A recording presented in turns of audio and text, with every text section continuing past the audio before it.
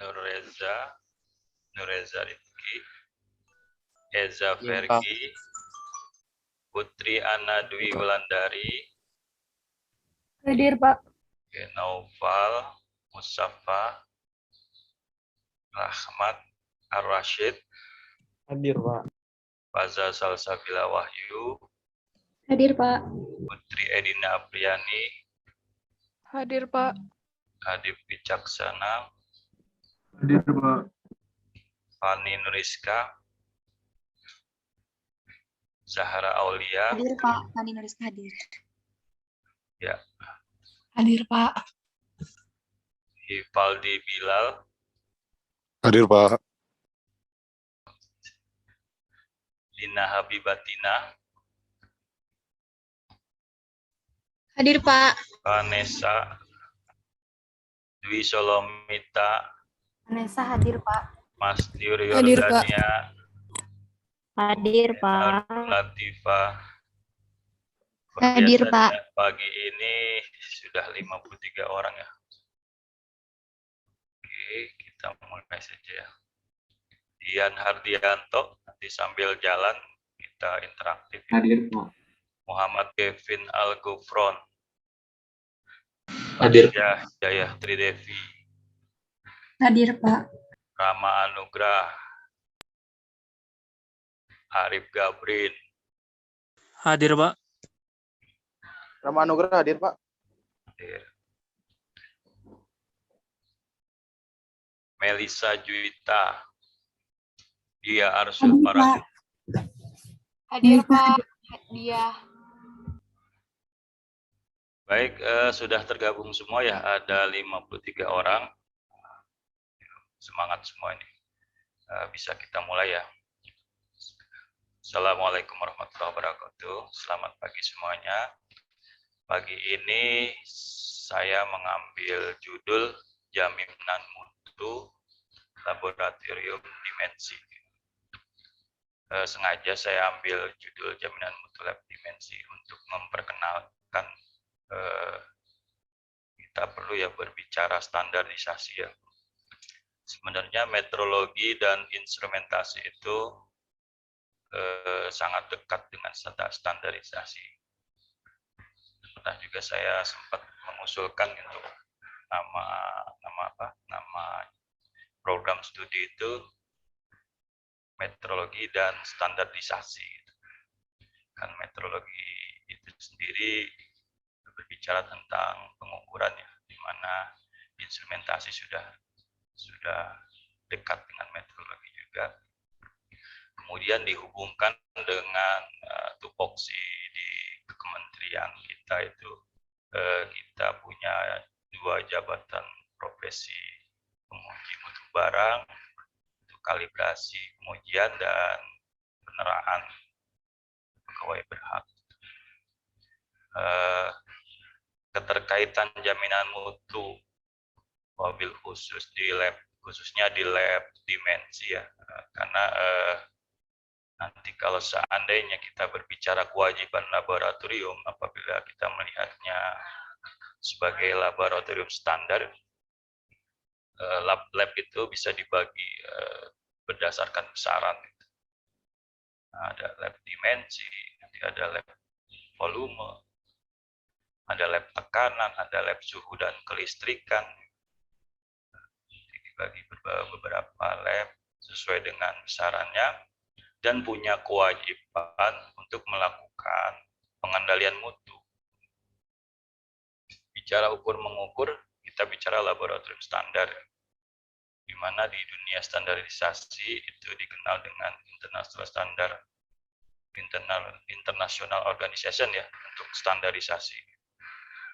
Itu mengeluarkan ketetapan dalam SNI ISO IEC 17025 tentang persyaratan kompetensi laboratorium. Laboratorium punya persyaratan kompetensi ya. Kita bicaranya persyaratan laboratorium untuk kalibrasi dan penguji. Jadi metrologi labnya harus standar juga. Jadi, dia punya kewajiban kalau berbicara standarisasi untuk memenuhi persyaratan standar untuk kompetensi laboratorium. Jadi kalau dulu itu kita mengenal persyaratan manajemen awal-awal perkembangan 17/25 itu tahun 2005 ya di Indonesia ya. Itu masih dalam bentuk secara umum ada persyaratan manajemen dan persyaratan teknis. Laboratoriumnya itu lebih dahulu sebenarnya menjadi pemenuhan yang harus dari persyaratannya harus dipenuhi sebelum kita bisa melakukan berbagai pengujian untuk lab dimensi, pengujian meter kayu, pengujian ban ukur. Nanti ada pengujian jangka sorong, kalibrasi jangka sorong, atau kaliper, kalibrasi mikrometer. Nah, kalau ini berbicara jaminan mutu lab dimensi, saya langsung kepada point of view-nya adalah sesuai dengan yang sudah kita pelajari ya. Kita mempelajari tentang sistem pengukuran dimensi ya, dimensi. Sekarang dulu namanya sistem pengukuran geometri dan dimensi. Sekarang lebih kepada point of view, kewajiban peneraan, pengujian dan pengawasan besaran dimensi, besaran panjang, dalam hal ini meter kayu dan ban ukur.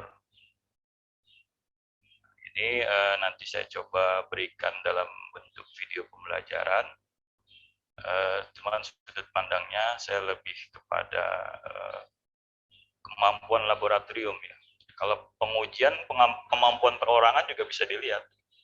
Kalau menghasilkan sertifikat hasil kalibrasi ataupun hasil peneraan, itu kemampuan perseorangan.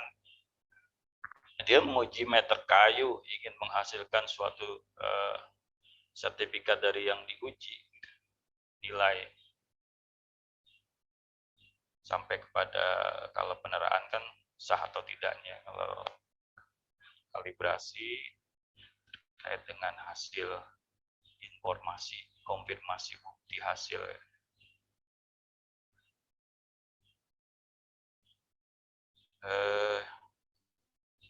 Tadi berbicaranya adalah kemampuan perorangan di dalam menguji. Gitu. Di dalam suatu laboratorium punya beberapa SDM, gitu ya, misalkan. Apabila kita memandangnya sebagai suatu laboratorium standar, dia harus melakukan berbagai kewajiban yang ada di standar ini 17025, terutama persyaratan SDM nanti ada persyaratan peralatannya, persyaratan metode, banyak kita bicara persyaratan pengujian, persyaratan proses, jadi itu diatur nanti. Nah, itu saya bicaranya saya baru secuplik kewajiban-kewajiban di dalam 17025. Tapi dengan catatan kalian harus memahami pengujian besaran panjang untuk meter ukur, untuk ban ukur, sehingga nanti kita akan melihat kemampuan selain kemampuan perorangan, SDM, kemampuan laboratorium gitu, sekaligus. Jadi saya sengaja menyampaikan ini untuk mengenalkan standarisasi untuk persyaratan kompetensi laboratorium sekaligus kemampuan lab dan kemampuan perorangan gitu. Dengan tata cara pengujian yang sama. Pengujian meter kayu ya seperti itu. Pengujian ban ukur ya seperti itu. Yang pernah saya sampaikan, nanti saya coba ulangi. Tapi dari kemarin itu sebenarnya saya menyampaikan secara global. Jadi nanti sehingga kita mengenal persamaan model matematis umum, persamaan matematis khusus, dua-duanya bisa dilakukan. Itu dipengaruhi tadi kalau kita bicaranya tinjauan faktual atau ideal gitu. Karena setiap laboratorium pada prinsipnya punya kemampuan yang berbeda-beda. Laboratorium saya di Jakarta dengan laboratorium di Direktur Meteorologi punya kemampuan yang berbeda-beda dan punya analisis tinjauan teknis tertentu. Sehingga saya coba mengenalkan di depan ini secara umum dan secara khusus yang praktek di laboratorium yang ada di lab kita sekarang di PPSDK ataupun nanti di meteorologi ya. Nah, saya coba memberikan gambarnya secara khusus dan secara umum. Gitu. Nah, sebelumnya sudah disampaikan secara sekilas. Sebagai pendahuluan, saya memperkenalkan 1725 itu tahun 2005 itu ke 2008 masih kepada bahasa dari bahasa Inggris ke bahasa Indonesia, terjemahan pada dalam bahasa 2008. Dan 2005-2008 itu terdiri dari dua persyaratan secara umum, persyaratan manajemen, perlu digarisbawahi ya, persyaratan manajemen dan persyaratan teknis. Jadi 2005 itu persyaratan manajemen dan persyaratan teknis, cuma 2008 sudah dalam bentuk bahasa Indonesia, versi bahasa Indonesia.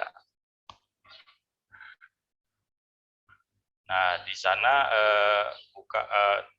bukannya berarti ada kesalahan di 2005-2008 sehingga dikembangkan 2017. 2017 ini lebih kepada penekanan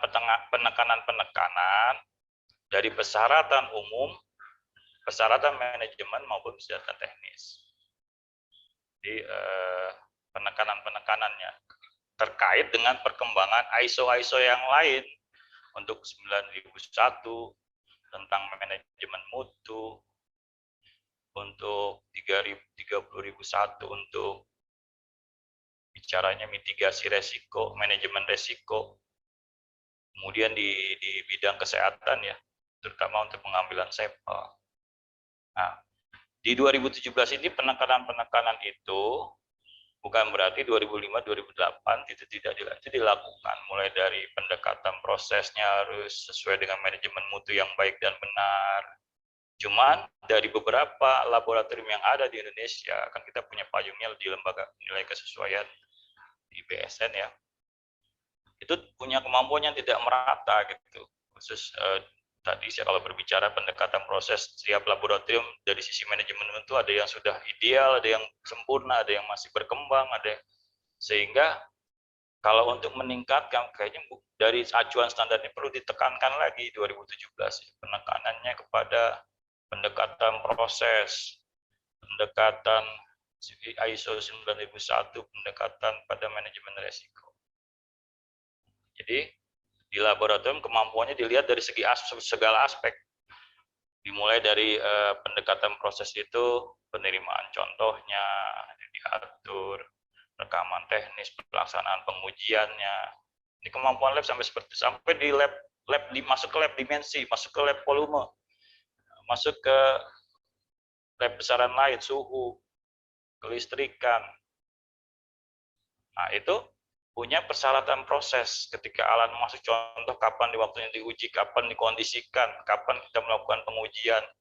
Nah, itu punya kemampuan laboratorium sampai menghasilkan sertifikat hasil kalibrasi maupun peneraan. Itu lebih ditekankan lagi 2017. Sebelum-sebelumnya juga dilaksanakan, cuman belum ditekankan, banyak laboratorium yang belum mempunyai kemampuan ideal seperti itu. Kemampuan yang bisa, bukan ideal, tidak harus ideal, yang faktual, yang sesuai dengan manajemen yang ada kemampuan di laboratorium itu. Bisa optimal dilaksanakan. Nah, itu pendekatan proses ya, kita 2017 pendekatan proses. Nah, kemudian baru seputar kepada cara bagaimana kita mengkalibrasi, bagaimana kita menguji meter kayu, menguji bahan ukur sampai ke sertifikat. Pengambilan contohnya tidak diatur. Dari 2017 itu lebih detail ke pengambilan contoh seperti di lab medis. Lab medis itu kalau ngambil darah, jangan sampai ketukar, itu benar-benar tata cara laboratoriumnya udah standar. Nah, itu jadi point of view-nya melihat dari contoh yang di laboratorium medis. Ternyata di lab pertanian pengambilan contohnya masih ternyata yang udah jalan, yang mengikuti standar 1792 yang udah jalan di lab kesehatan depan Kementerian Kesehatan. Berarti kita mencontoh bagaimana prosedur pengambilan contoh yang baik dan benar, Ya tadi yang sudah punya pengalaman di bidang sampel darah dan lain sebagainya. Nah, sehingga 2017 itu ditekankan selain penekanan pengujian kalibrasi, pengujian produk, itu juga ditekankan bagaimana mengambil contoh. Baik contoh untuk peneraan meter kayu itu kalau ada yang diambil, ada yang dibawa ke UPT pelayanan, tapi kalau cara bawanya nggak benar, dia terluka, baret, karat, atau karena air hujan, karat, dan sebagainya. Itu ada tata caranya. Kalau yang di bidang medis sudah lebih pengalaman di dalam, sehingga kita 2017 ditekankan bisa menerapkan pengambilan sampel yang baik dan benar, atau menyerahkan sampel, membawa sampel baik dan benar, sehingga tidak merusak sampel yang ada. Kemudian pendekatan kepada mitigasi manajemen resiko. Dari semua itu kan punya resiko, mulai dari awal masuk contoh resiko-resikonya tadi. Walaupun sudah disesuai dengan prosedur, punya faktor resiko yang misalkan terbentur pada saat diuji, itu perlu ada suatu prosedur yang mengelola bagaimana supaya resiko-resiko yang ada bisa diantisipasi.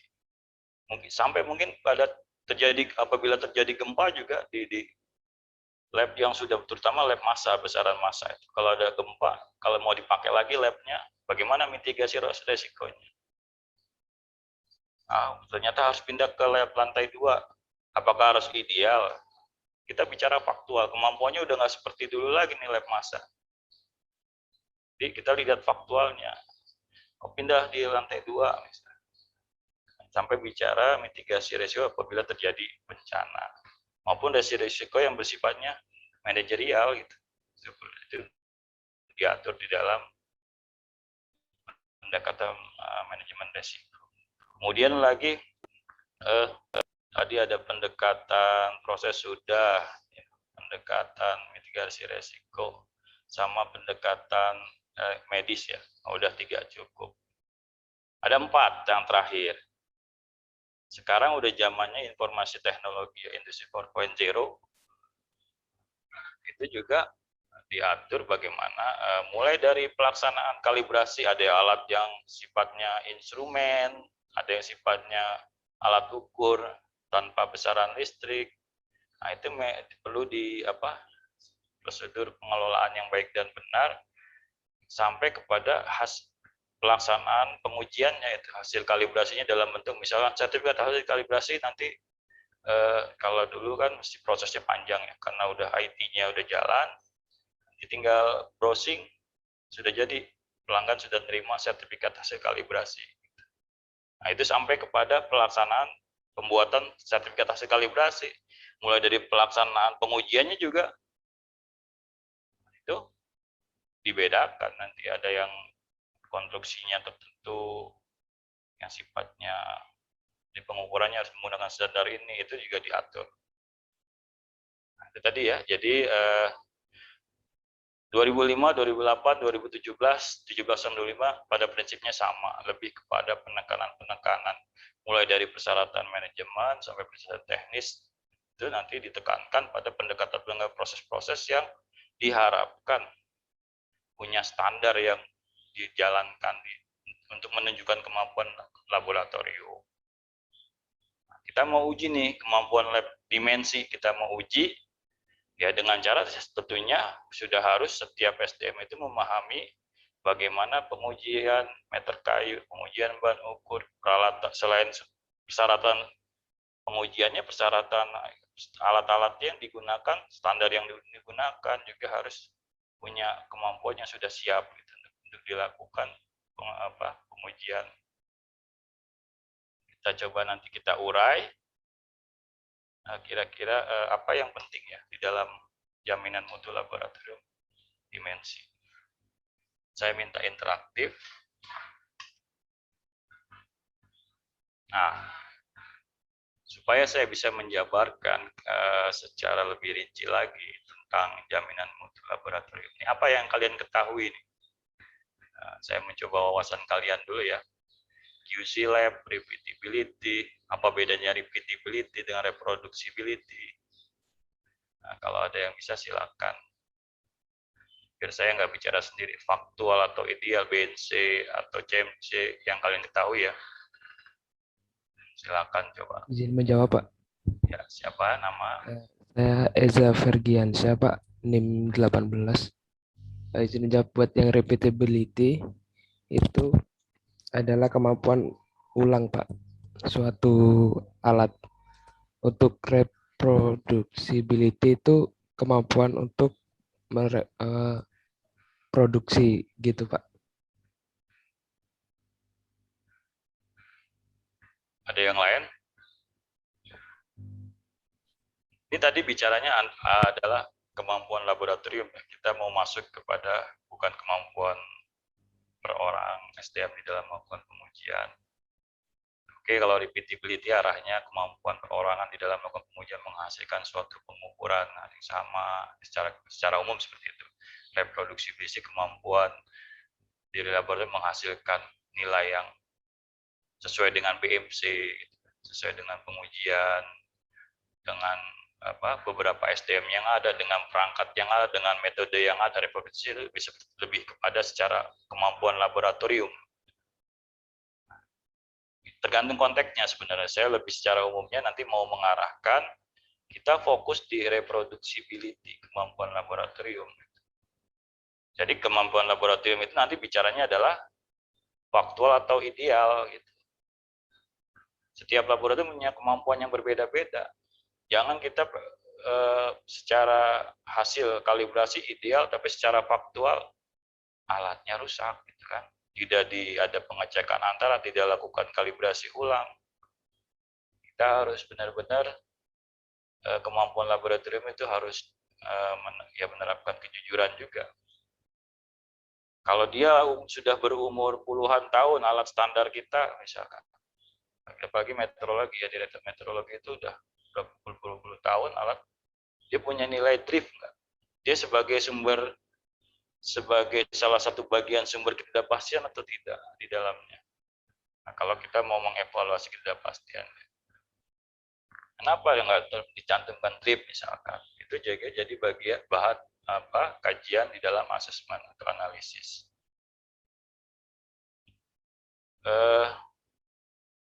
Kita bicaranya sekarang sudah masuk kepada melakukan yang sudah saya sampaikan juga, yang sudah kita bahas itu meter kayu ya, dengan komparator kemarin itu lebih kepada mistar baja, komputer sidang biasa ya sebenarnya meter kayu. Jadi sehingga saya lebih menekankan kepada model matematis yang secara umum. Gitu. Sama ketika kalian, ini kan besaran panjang ya, ketika kalian melakukan penerahan untuk timbangan di pasar gitu kan. Kadang-kadang kalau menerapkan yang secara model matematis secara khusus dipengaruhi oleh suhu dan lain sebagainya,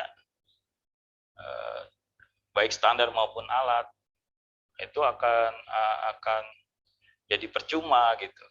Nah, dilihat konteksnya lagi, jadi lebih kepada ini meter kayu dibandingkan dengan kalau nggak ada komparator, dia pakai bahan ukur. Nah, boleh nggak kita pakai model persamaan matematis yang umum gitu? Ya minimal yang terkoreksi suhu yang diuji kan meter kayu dengan menggunakan standar bahan ukur kalau komparatornya nggak ada.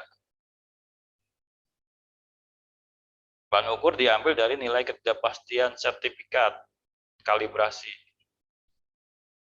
Tadi punya konteksnya. Tapi kalau udah lab yang sudah di lab standar, komparator Van Becker itu udah kondisinya harus kalau bisa ya dijaga di laboratorium standar, dilakukan pengendalian mutunya, dicek juga pengecekan antara, dilakukan kalibrasi rutin sesuai dengan jadwalnya, sehingga kita terkait dengan kemampuan laboratorium, sehingga persamaan model matematis secara khusus itu cocok bisa diterapkan dengan meter kayu dibandingkan dengan komparator Van Becker. Kalau kemarin kan saya bicara dari secara umum, kemudian secara khusus karena saya bicara metodologi yang perlu kalian tahu dulu. Nah, nanti lebih detailnya dilihat dari konteks atau term of measurement yang ada di laboratorium. Kemampuan karena dasarnya ada kemampuan laboratorium beda-beda. Gitu. Ada yang punya peralatan standar, tadi persyaratan proses, ya, tadi ISO 17025 ada persyaratan proses, termasuk persyaratan perlengkapan ya, perlengkapan standar kita yang kita punya apa? Gitu. Punya nggak kita komparator pump breaker? Apa kita cuma punya mistar baja aja? Gitu. Kemudian di mana kita melakukan kalibrasinya? Di lab yang benar-benar dijaga kondisinya kah? Misalkan harus di suhu 28 derajat Celcius gitu. Apakah dia nggak ada fluktuasi, plus minus berapanya gitu kan? Apakah perlu nggak kira-kira kita pakai koreksi suhu? Atau cuma koreksi suhunya di yang diuji aja di meter kayu, di bahan ukur cukup dengan menggunakan sertifikat hasil kalibrasi. Nah, itu harus kalau di asesmen harus dijelaskan secara logis. Nah, kalau nanti yang di video pembelajaran nanti akan saya tunjukkan meter kayu dengan komparator Van Becker yang ada di lab standar itu memang kemampuannya bisa menjadi kemampuan yang ditinjau secara lebih khusus lagi. Nah, jadi nanti persamaan model matematisnya juga komparator Van Becker juga terkoreksi dengan suhu, terkoreksi dengan standar, dan juga meter kayu terkoreksi dengan suhu. Nanti jadi ya pengolahan datanya bisa berbeda, ada yang dengan yang umum dengan yang khusus. Sehingga tadi bukti bahwasan setiap laboratorium nanti menghasilkan kemampuan lab yang berbeda-beda.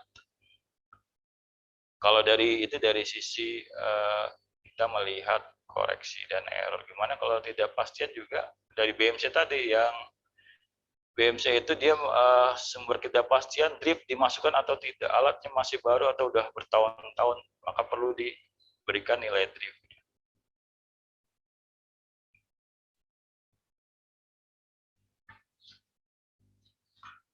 Jadi kemarin juga kita bahas bagaimana tinjauan. Jadi bicara BMC ini kan adalah Base Measurement Capability. Sekarang namanya udah CMC Laboratorium. Ada bisa jawab nggak? Kemarin sekilas tuh saya jelaskan. Apa itu kemampuan terbaik laboratorium? Di laboratorium punya kewajiban menetapkan di awal dulu sebelum dia melakukan pengujian. Berapa nilai, ya ibaratnya yang diperoleh nilai ketidakpastian untuk kemampuan lab ya. Dengan peralatan standar yang paling dia punya, yang paling baik gitu kan, SDM yang paling baik, dengan metode yang paling baik, U95 terkecil dari laboratorium yang direproduksi. Nah, yang direproduksi berarti ya udah mencakup SDM yang ada, semuanya akan menghasilkan tidak jauh dari U95 tinjauan ini. Tapi bicaranya harus faktual dan ideal. Jangan ideal pengen seperti JIS, tapi ternyata banyak faktor suhu tidak dijaga, kondisi laboratorium, kemampuan bicara reproduksi kemampuan lab nih. Biasanya itu untuk dimensi 20 plus minus 2 derajat. Bisa nggak untuk menjaga? Kalau dia mau mengarahkan ke peteraan tuh ya nggak fix banget 28 plus minus berapa dia nih. Menjaga kondisi laboratorium. Kalau sudah bicara meteorologi legal, apalagi besaran massa, kalian ke pasar, faktor suhu menjadi penting atau enggak gitu. Padahal yang diukur timbangan. Tapi kalau bicara meteorologi industri, dia bicara quality control di lab industri. Kalau bisa labnya dijaga, lab standar, lab QC di industri. Nah, nanti kalau ada kalian yang kerja di industri juga, udah nggak buta-buta amat di QC lab gitu kan, dengan peralatan standar yang dipakai yang digunakan di dalam suatu proses produksi. Dia harus punya kewajiban manajemen waktu kalibrasi, kapan kalibrasi, apa aja dikalibrasi, metode apa yang kita pilih, lab mana yang mau kita pakai dengan nilai BNC yang berbeda-beda ini.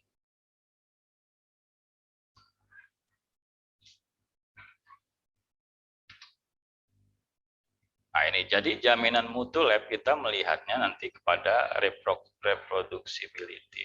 Ya, tingkat presisi suatu set, namun dilakukan pada interval waktu yang panjang. Dilakukan oleh operator yang berbeda, dengan instrumen yang berbeda, atau di laboratorium yang berbeda. Nah, kayak di lab Jakarta itu ada satu unit kalibrasi itu ada 5 besaran dengan lab yang berbeda-beda. Dengan SDM yang berbeda-beda, tapi punya kemampuan di dalam melakukan semua peralatan yang ada, sehingga bisa dilakukan kegiatan untuk pengendalian mutu, melihat reproducibility, kemampuan lab secara internal. Secara internal itu lebih ke arah istilahnya interkomparasi ya. Nanti kalau secara eksternal di uji banding antar lab, biasanya BSN yang mengadakan atau kan mengadakan lab-lab yang di bawah pengawasan dia tuh, dia harus mengikuti, partisipasinya diharapkan untuk mengikuti uji banding antar lab. Mau ngelihat seberapa baik nih laboratoriumnya, khususnya dilihat dari reproducibility. Repeatability, tingkat presisi suatu set yang dilakukan pada interval waktu yang singkat. Nah, jadi kalau udah reproducibility, tinjauan faktual itu menjadi hal penting, bukan ideal.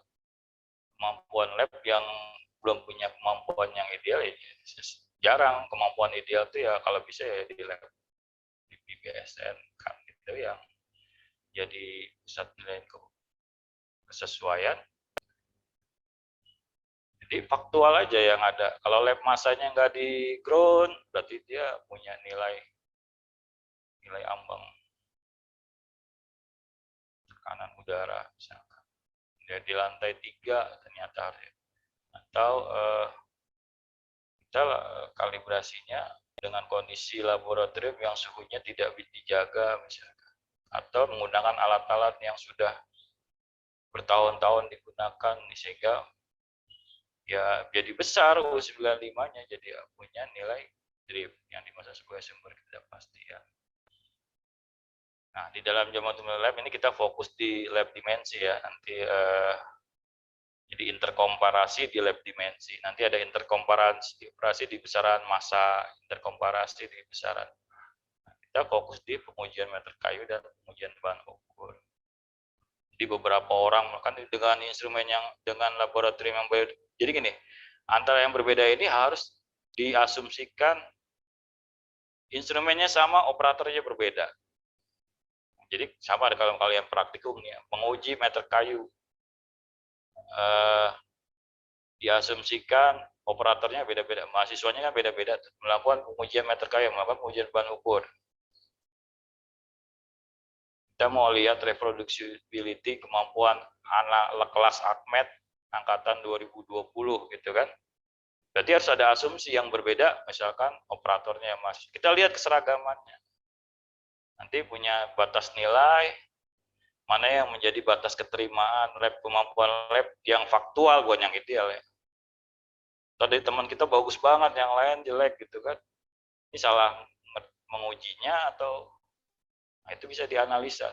Nanti analisa kejadian yang kemampuan labnya agak aneh, yang outlier dan sebagainya, bisa dilakukan tindakan mitigasi resiko tadi.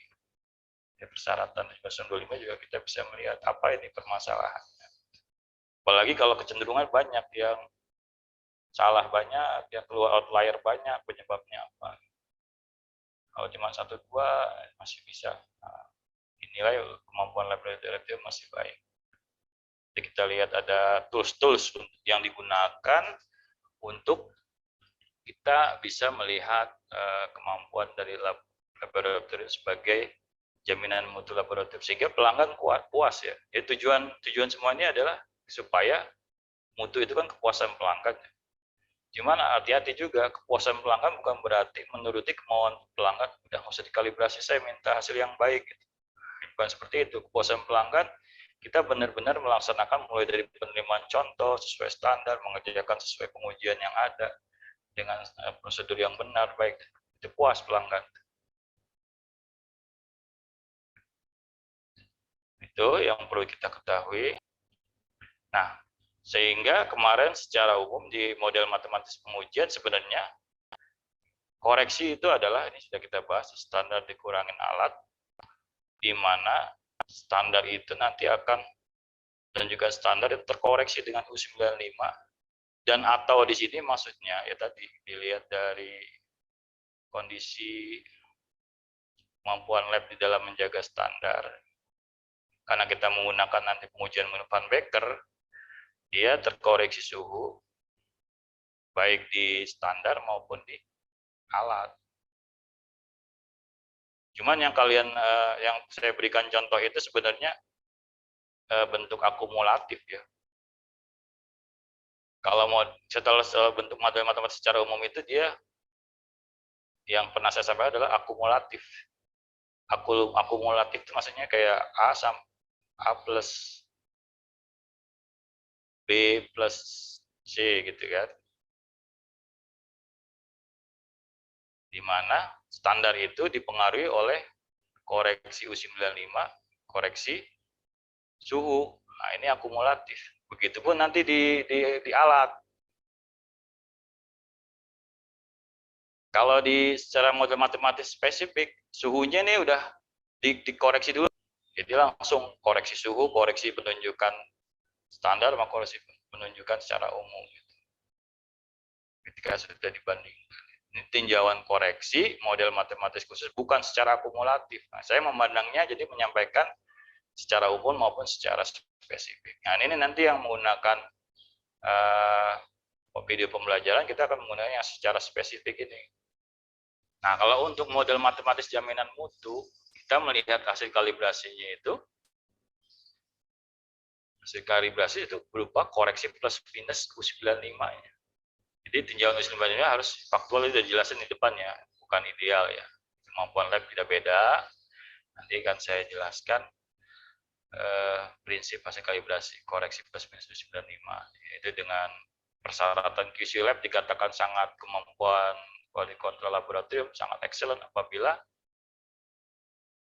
SD plus minus SD itu rentangnya koreksi itu masih 1 kali plus minus SD. Nah, itu sebagai kemampuan lab yang sangat baik ya. Kalau yang excellent 2 kali SD terkoreksi. Kalau yang, nah ini yang harus hati-hati ya, udah 3 kali SD. Di luar batas, nanti ada kita membuat batas atas dan batas bawah. Mana yang outlier, dia termasuk kemampuan lab yang sangat baik atau perlu jadi perhatian tindakan lebih lanjut. Dan semuanya itu koreksi ya. Kita di pengujian kita sebenarnya kan mencari nilai koreksi dari standar dan alat atau error ya, sama. Saya memandangnya koreksi. Ini bicaranya limit sebenarnya. Kalau kalian nanti belajar di besaran massa itu limit performance, koreksi terbesar dari beberapa kali pengulangan misalkan.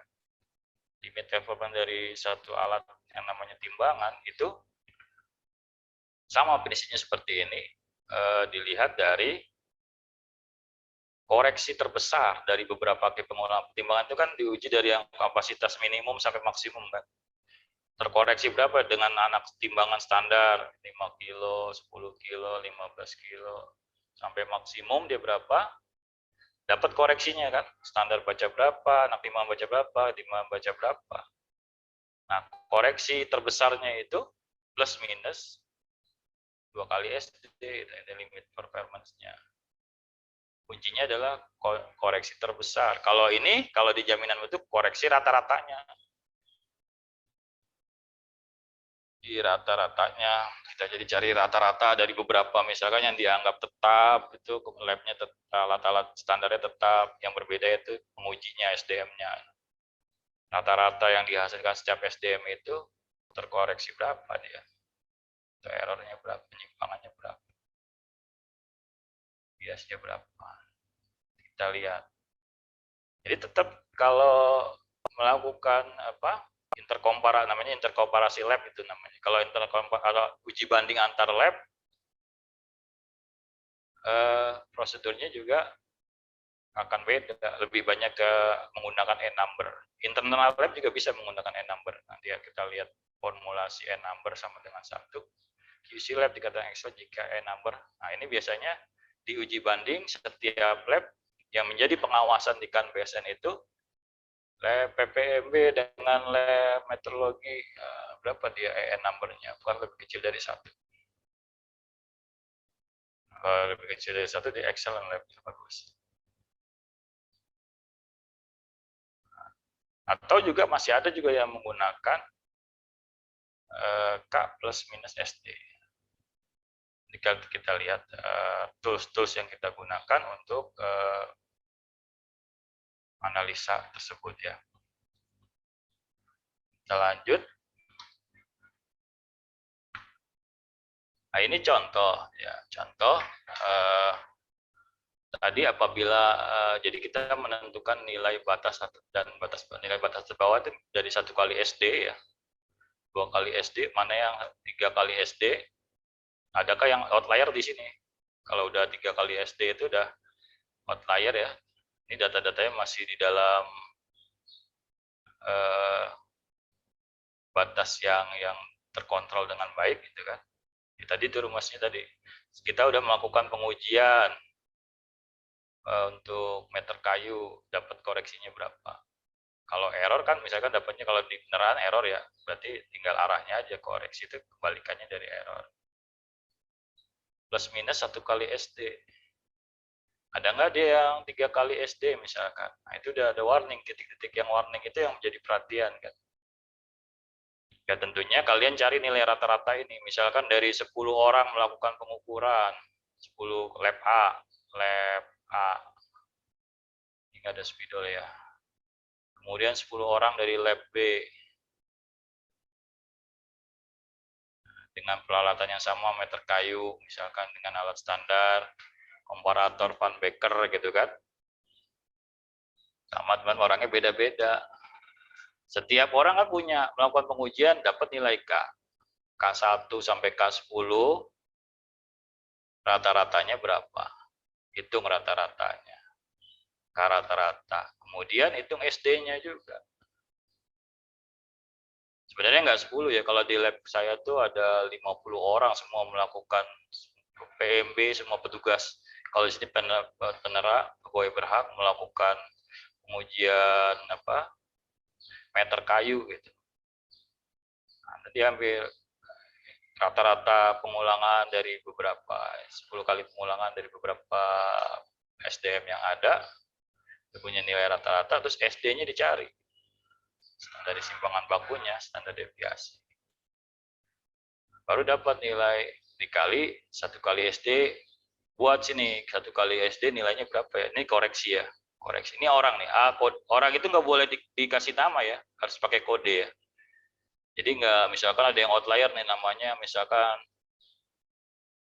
Faujan gitu kan, nggak ketahuan ini. Wah Faujan nih ngerjainnya kumaha ya deh. Abdul Razak Abaljili agak bagusan di sini. Kemudian Rahma di sini misalkan. Wah bagus, memang bener nih. Jangan-jangan dia nggak ideal ngerjainnya, cuman faktualnya dia kan ngerjainnya ngarang gitu misalkan. Nah ini petugas yang melakukan, kemudian nilai koreksinya kan rata-ratanya di sini, jadi rata-rata. Ini saya ambil cuplikan ya, bisa juga. Yang penting secara konsep dia perlu dicari nilai K rata-ratanya kan. Nah ini kayak di sini K rata-ratanya, kemudian 1 kali SD di sini atau 2 kali SD ini. Ya coba aja nilainya berapa SD-nya, 2 kalinya, nah, 3 kalinya bisa di atas. Paham nih ya?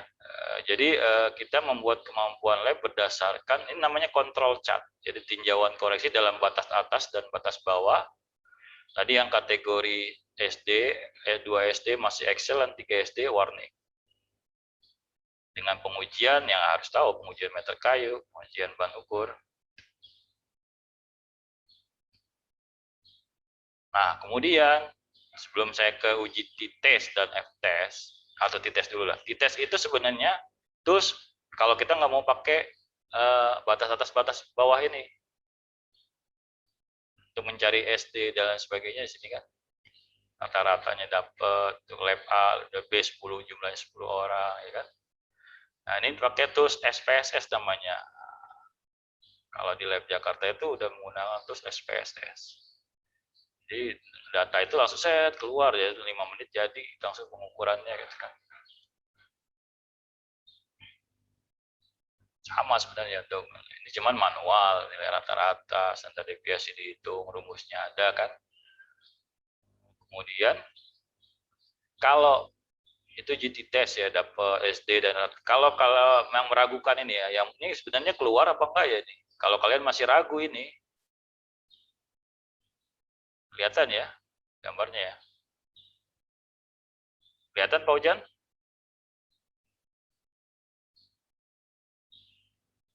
Masih menyimak ini, Martina? Masih, Pak. Nah, oke. Jadi ini yang dekat garis yang anggaplah ini 3 SD nih. Jangan-jangan dia di luar 3 SD gitu kan. Atau yang inilah anggap di 2 SD. Ini sebenarnya dia udah di luar, sebenarnya di garis sih. Ada lagi ujinya, uji F-test, lanjutan dari uji T. Jadi uji T tadi bisa menggantikan tadi mencari nilai rata-rata, standar deviasi, kemudian apa? Digambarkan batas atas batas bawah, ada fasilitasnya di tool SPSS ya. Ternyata kita masih ragu yang tadi ini keluar apa enggak ini. Nah, kita uji F lanjutan dari uji T, di mana kita melihat 2 kelompok perjalanan atau lebih. Nah, ini dengan H0 min dari semua kelompok sama. Terdapat min 2 atau lebih kelompok yang tidak sama. Artinya ada yang aneh lah gitu datanya. Makanya perlu dilakukan uji F lagi. Ternyata dia signifikan. Berarti itu yang tadi yang di luar-luar tadi itu. Nah, ini bisa jadi masih masuk di dalam gitu. Masih masuk. Jadi kita nggak jadi, ini nggak jadi nih, Martina nggak jadi di luar, Rifani nggak jadi di luar, dia masuk dalam kemampuan lab yang diharapkan sesuai dengan standar. Nah itu toolsnya bisa dalam bentuk control chart, nih control chart, uji T, uji F, toolsnya yang kita gunakan. Sekarang jam berapa ini? Kita lanjut.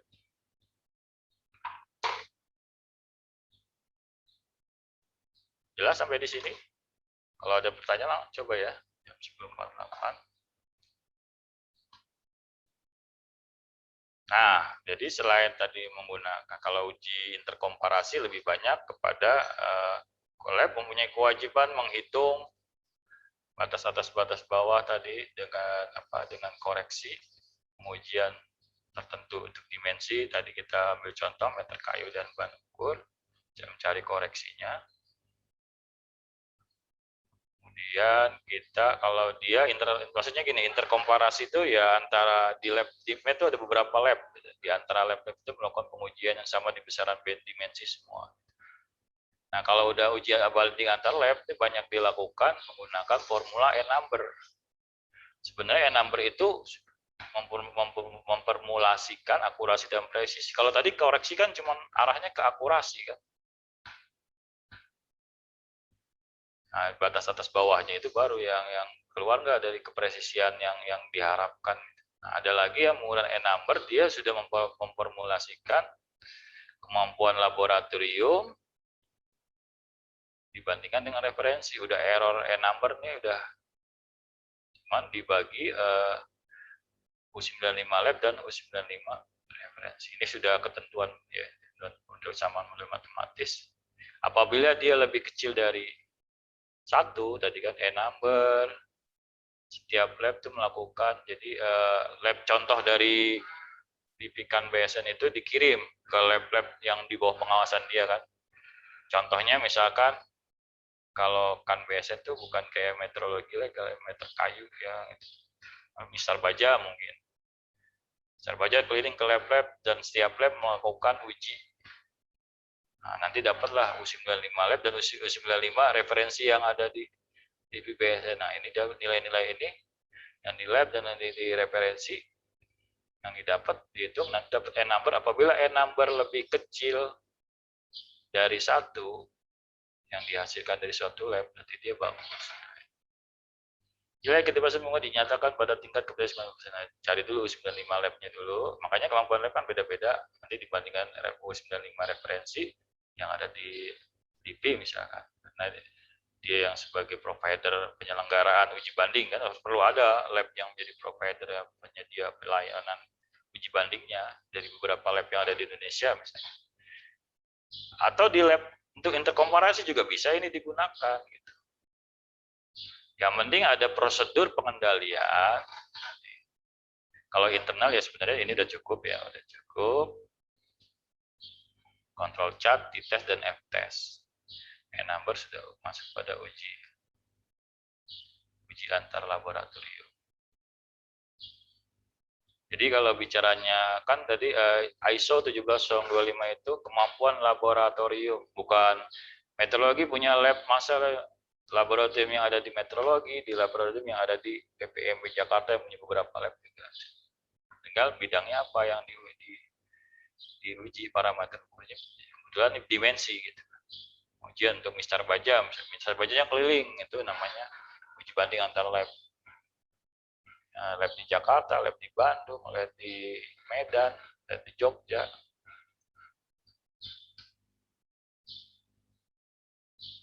Nah ini sudah dijelaskan di awal tadi, ada uji banding lab, ada interkomparasi ya antara sesama lab yang ada di unit itu. Nah kita bicaranya pengendalian mutu dan pengendalian data pengendalian, berarti harus ada apa? Prosedur pengendalian mutunya, ada pengendalian mutu itu maksudnya pakai data pengendalian mutu. Hasil dari nilai yang dihitung dengan tools yang di atas tadi, apabila ada yang outlier, nah itu diinvestigasi. Apa orangnya perlu dipelatihan kalau memang kemampuan diuji kemampuan orangnya.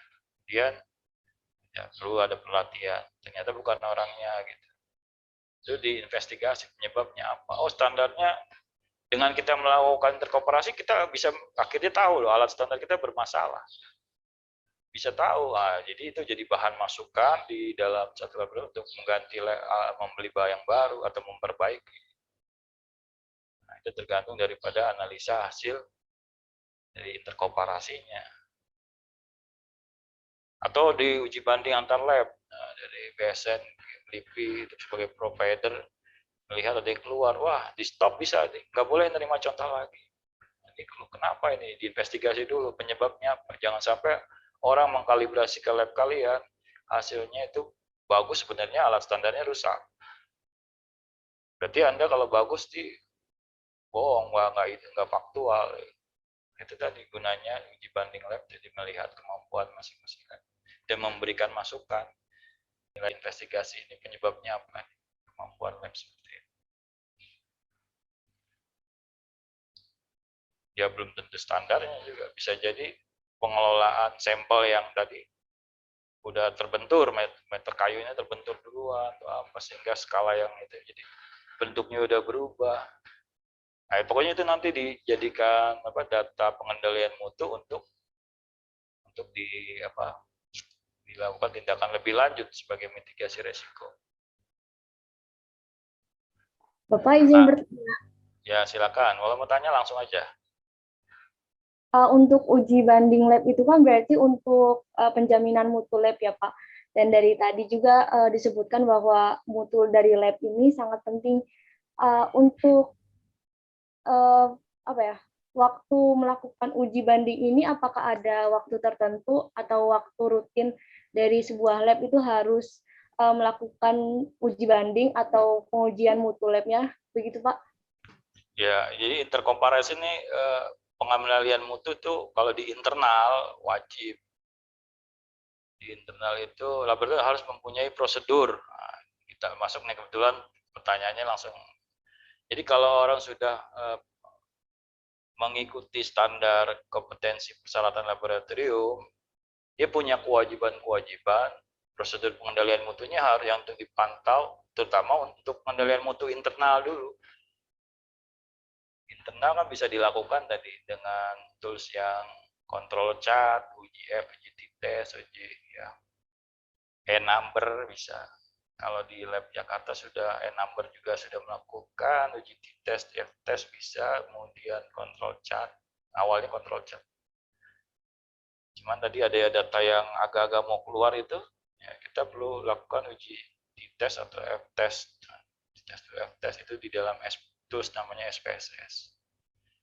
Kalau yang uji banding antar lab, misalkan ada providernya. Provider tuh nggak harus Kimlib. Kadang-kadang PPMB saya mau jadi provider, mengadakan uji banding antar lab Jakarta, Medan, Jogja gitu.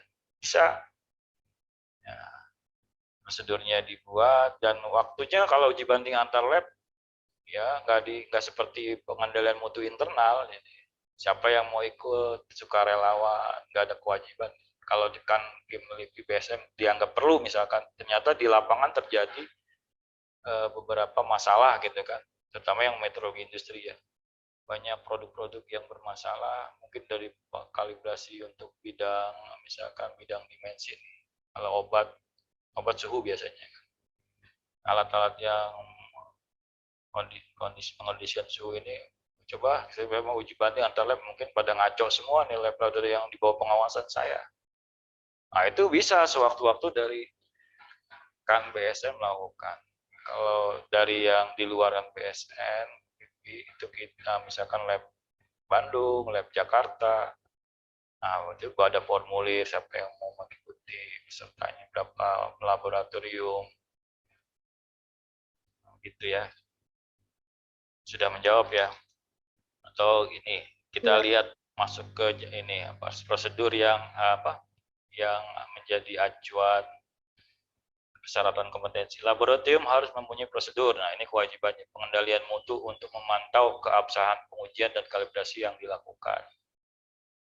Data yang harus direkam untuk kewajibannya sehingga memiliki sudah dapat dideteksi. Ya berarti harus ada pola jadwal entah 6 bulan sekali, setahun sekali. Biasanya berbarengan dengan ada kewajiban pengecekan antara ya. Pengecekan antara itu istilah pengecekan antara ada yang tahu? Jadi alat standar yang kita gunakan misalkan di sini komparator Van Becker ya. Dia setelah dikalibrasi, perlu diambil datanya nanti pertengahan kalibrasi, misalnya jadwalnya 2 tahun, pertengahannya berarti kan setahun. Perlu diambil datanya ini seperti pengendalian mutu ini. Diambil ke repeatability-nya dengan beberapa orang boleh, kemampuan lab-nya bisa dibagi 2, nanti ada kemampuan orang boleh, yang kemampuan melihat kemampuan lab boleh gitu kan. Nah, dilakukan setelah dikalibrasi kan standarnya dikalibrasi ke tingkat yang lebih tinggi lagi kan, komparator Van Becker. Nanti dijadwalkan tuh, misalkan dia 2 tahun kewajiban untuk kalibrasi ulang, tengah-tengah 2 tahun itu setahun kemudian ada pengujian pengendalian mutu dengan cara tadi interkomparasi, misalnya pengambilan data. Bisa berbarengan maksudnya, bisa berbarengan dengan interkomparasi, bisa juga ya kegiatan tersendiri. Pokoknya mengambil data untuk melihat pengecekan antara di antara namanya antara rentang waktu akan dikalibrasi ulang lagi ya. Nah, kalian udah mengenal nih sekarang lebih banyak nih. Ada pengecekan antara, ada interkomparasi, ada uji banding lab, ada BMC, udah banyak nih kalian. Nah, seharusnya kalau sudah berada di bidang meteorologi dan standarisasi itu udah hal-hal yang wajib diketahui gitu, istilah-istilah seperti itu. Nanti karena kalian akan bekerja di bidang laboratorium. Nah, ini penggunaan, termasuk nih ya, yang dikendalikan itu penggunaan yang menjadi perhatian. Kenapa bahan acuan bersertifikat itu jadi perhatian? Kenapa? Dia punya nilai kadaluarsa, pengendalian, makanya ditekankan gitu. Padahal nggak cuma bahan acuan bersertifikat. Ya, pengendalian mutu internal ya, semua peralatan standar maupun bahan acuan standar. Nah, karena tadi bahan acuan sertifikat CRM itu mudah kadaluarsa, apalagi nggak dijaga suhunya. Larutan pH, buffer pH itu kan, larutan conductivity. Nah, ini ditekankan, dibunyikan. Kalau udah dibunyikan gini, hati-hati nih bahan acuan bersertifikat. Kalau pH-nya udah terkontaminasi, Anda melakukan pengujian pH dengan objek ukur, pH meter instrumen ukur dengan pH objek ukur, udah nilainya udah berubah nih, karena nggak dijaga. Nggak ada pengendalian mutu internalnya. Nah, kemudian partisipasi dalam uji banding antar lab, tuh. Itu bagian dari pengendalian mutu internal juga kan, ikut melihat kemampuan kita juga. Replika pengujian menggunakan metode yang sama atau berbeda. Coba dengan metode yang berbeda. Ya, tadi saya bilang tadi, kita melihatnya secara umum, secara khusus boleh. Kalian mau melakukan replika pengulangan kalibrasi, saya mau pakai driftnya. Karena metodenya ini mewajibkan pakai drift karena alat saya bertahun-tahun, Pak. Atau ini kan kondisi di faktual di lab kita nggak dijaga suhunya. Ya, kita ngambil dari sertifikat kalibrasi aja lah, yang untuk nilai standarnya 95-nya gitu. Nah, itu boleh di dalam rangka mencari data-data dengan analisa yang metode yang berbeda-beda. Cara beda-beda, sumber kita beda, metode juga berbeda. Banyak sini yang ditekankan. Jadi data-data itu merupakan bagian kajian gitu. Sehingga kita lab itu ya faktual, bukan lagi ideal, harus yang sesuai standar seperti JIS gitu kan. Biayanya juga lebih mahal laboratorium standar. Korelasi hasil untuk karakter yang berbeda dari suatu barang diuji dengan karakter yang berbeda dari suatu. Jadi kalau pengujian barang ya ada korelasi. Oke, data pengendalian mutu harus dianalisis bila berada di luar kriteria. Nah, ini tadi, apabila ada yang outlier di luar kriteria, tadi yang excellent, di luar excellent, SD lebih dari 3 kali ditentukan dan tindakan tertentu harus dilakukan untuk mengkoreksi permasalahan. Nah, koreksi ini mencegah pelaporan yang salah juga. Jadi kalau ini udah dikoreksi kan nanti setiap orang melakukan pengujian meter kayu, alat standar udah dibenerin kok. Walaupun situ sudah tahap-tahapannya udah bener ya, pengujian meter kayu. Kalau nggak diketahui tadi, nggak dilakukan pengendalian mutu internal, bisa jadi nilai Anda melenceng gitu kan. Nah, itu maka perlu ada pengendalian mutu internal. Pengendalian mutu internal dilakukan dengan memperhatikan ada di metode pengendalian mutu, standar yang digunakan apa, kalau dia menggunakan bahan acuan, CRM, perlu diperhatikan. Apakah sudah kadaluarsa belum bahan acuannya? Apakah standarnya udah berpuluh-puluh tahun, punya drip, karakteristik yang dikendalikan, termometer gelas dibandingkan dengan instrumen pengukur suhu misalkan. Ya, pengendalian mutunya jangan kalian mengambil datanya, time konstannya masih bekerja, masih jalan, udah diambil datanya. Itu harus nanti di dalam melakukan pengendalian mutu kan pengujian setiap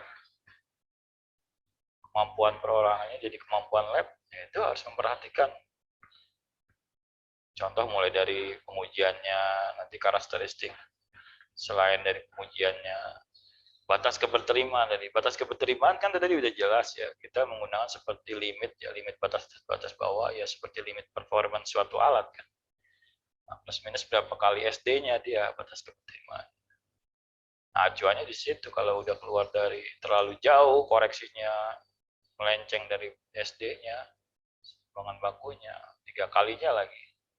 2 kali sebenarnya udah wanti-wanti gitu.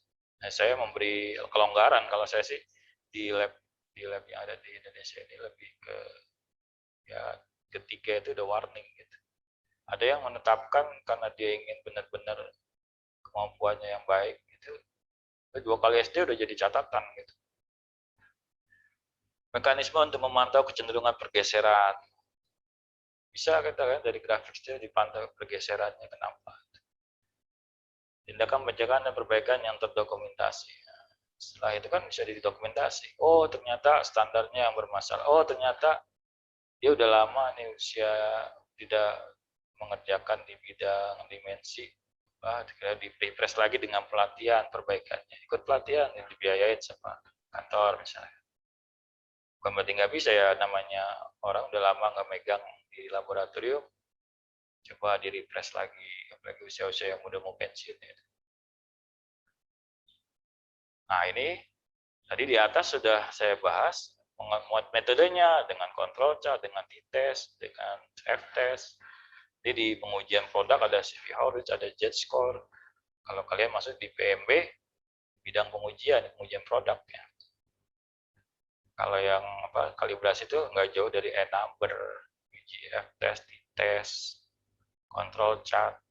Nah, ini yang perlu menjadi perhatian bahan acuan. Ada bahan acuan bersertifikat, ada standar primer, ada standar sekunder, ada bahan acuan sekunder, ada bahan kontrol analisis. Hasil dari analisis juga bisa dijadikan bahan kontrol gitu. Tadi pengujian-pengujian yang saya bukan bikinnya dari persiapan permodelan khusus, bukan yang khusus tapi yang umum gitu. Bisa nih jadi analisis karena ya lebih faktual. Kita nggak bisa jaga lab kondisi suhu di lab, ini aja dijadikan bahan kontrol analisis.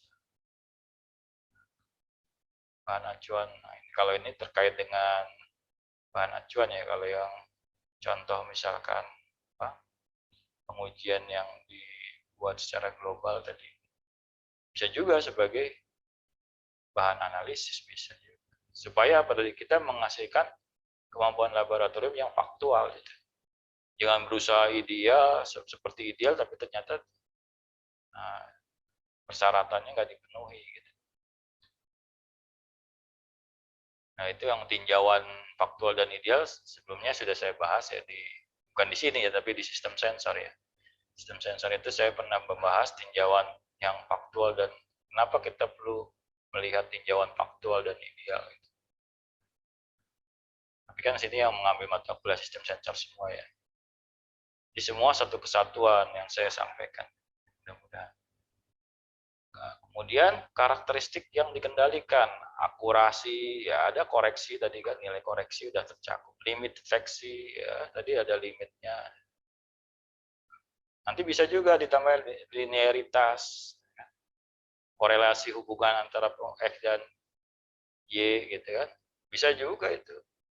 Cuman untuk interkomparasi, ini untuk sifatnya yang sudah kemampuan bukan untuk uji banding antar lab ya. Interkomparasi juga udah. Tapi bisa diambil linearitasnya, bisa kita lihat. Misalkan dengan alat yang berbeda. Tadi kan dengan apa? Dengan petugas yang berbeda, dengan alat yang berbeda. Tadinya menggunakan bahan meter kayu dengan komparator sidang, komparator bahan peker, nggak ada bahan ukur gitu kan. Uji linearitasnya, dianalisis berapa penyimpangannya, ya kan? Konfirmasi identitas bisa juga. Tadi konfirmasi konstruksi, spesifikasi, identitas alat, ya, semua ini harus tercakup kalau bisa. Ketidakpastian pengukuran ya tadi dia salah satu contohnya ada lab-lab yang dripnya harus ada karena lab sudah berpuluh-puluh tahun masih digunakan untuk menguji juga ya kan. Apa nih yang mau dikendaliin nih? Cobalah hilangin faktor geometrinya. Geometri itu ketidakpastian geometri sudut, kemiringan sudut dari misalkan kita mau menguji bahan ukur ya, tarik ulur dengan massa kemiringan geometri, ketidakpastian geometri dihilangkan. Kenapa? Saya udah otomatis alatnya, kecenderungan yang dia berubah posisi udah nggak kecil gitu ya.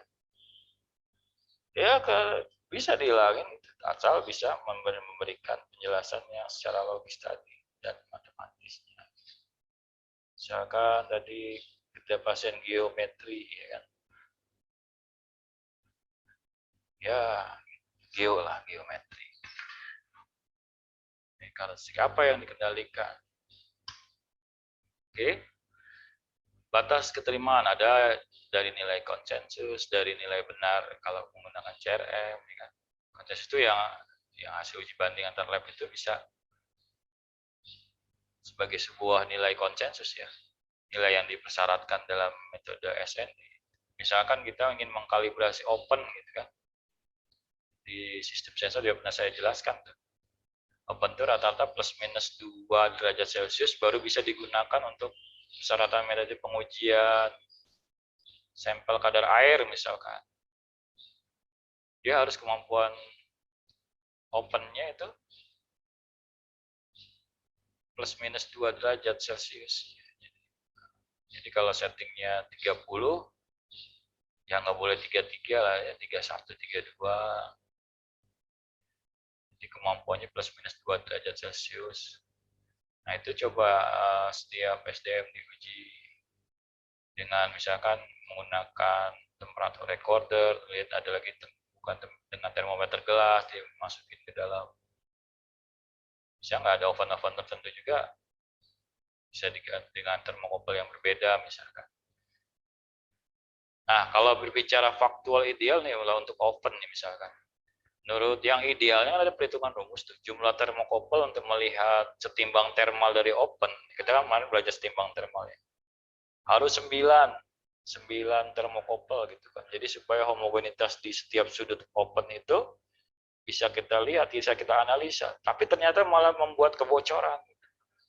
Ngapain 9 kalau membuat kebocoran gitu kan. Jadi nggak akurat lagi, dikurangi jadi 5, yang penting simetris. Nah itu tadi faktual ternyata opennya itu udah pintunya itu udah nggak stabil untuk nutup. Dikasih 4, dikasih 5 termokopel aja udah bocor. Nah, yang terbaca tadi termometer recorder ya kan nggak sesuai analisa yang diinginkan.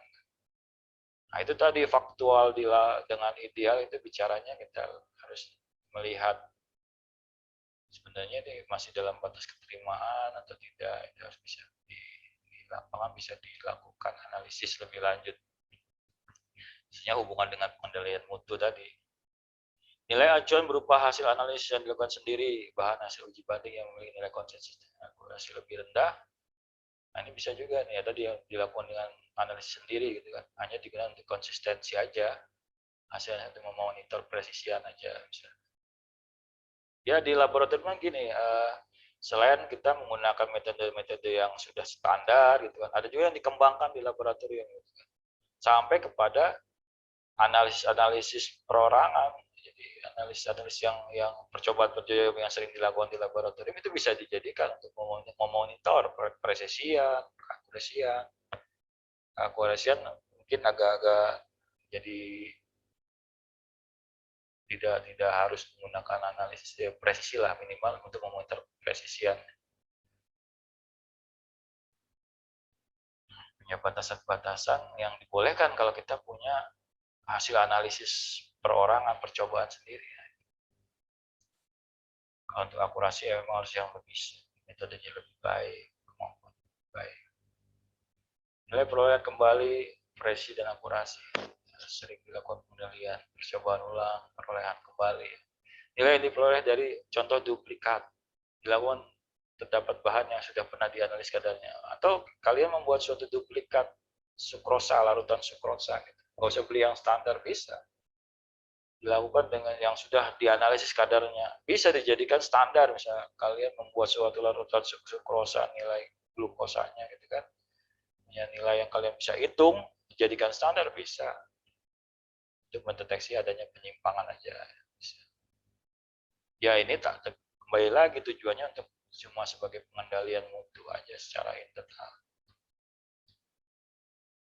Mekanisme untuk memantau kecenderungan pergeseran. Jadi harus ada mekanisme. Nah, jadi tadi pergeseran dari penyimpangan yang ada kan, ya kan? Ada yang outlier itu harus ada mekanismenya. Ya prosedur lagi. Bagaimana nih untuk memantau? Di lab itu harus melakukan satu kegiatan lagi untuk melihat penyebab pergeseran analisis tadi, penyimpangannya di mana. Dan melakukan sudah tahu, misalnya sudah bisa diidentifikasi, diidentifikasi harus ada nih kegiatan identifikasi, ini apa nih penyebabnya, baru dilakukan. Jadi ada dua tindakan yang kewajibannya, identifikasi dan langsung perbaikan. Kemudian pencegahannya juga ada. Kalau udah diperbaiki, udah diidentifikasi, pencegahan supaya nggak terjadi lagi nih kira-kira kedepannya harus bagaimana gitu. Dan yang terdokumentasi, yaitu tadi ini faktor lebih tekan lagi ini tadi persyaratan manajemen risikonya. Nah ini yang 2017 tuh semua ditekan, penekanan mitigasi risikonya itu ada di setiap sisi ya. Nah ini baru kita coba nih ya untuk, jadi itu tadi berbicaranya reproducibility, kemampuan laboratorium, tergantung kemampuan dari kita melakukan pengujian meter kayu juga. Jadi kita harus tahu bagaimana pengujian meter kayu. Nanti saya coba ya. Maupun pengujian bahan ukur. Kontrol chart kalibrasi dimensi tadi udah di atas ya. Baik ya, mungkin itu.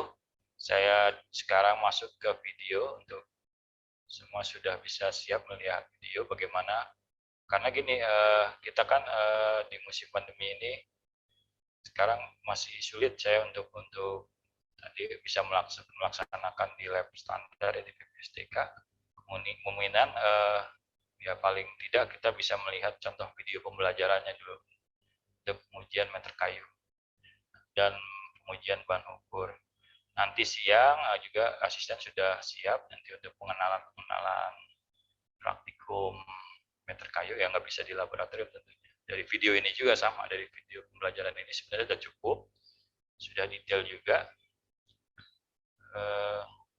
Bisa juga nanti ada beberapa contoh untuk bagaimana kita melakukan pengujian tersebut melalui suatu pencerapan yang diberikan. Baik ya, kita coba ya. Saya coba stop screen ya. Kita masuk ke video.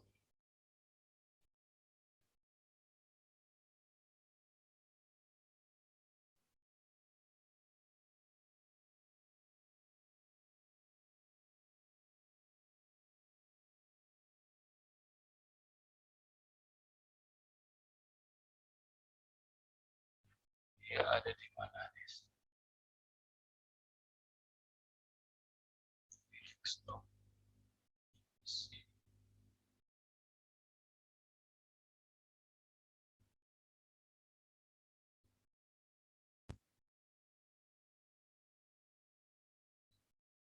Sudah tampil belum? Sudah, Pak. Sudah, Pak. Sudah, Pak.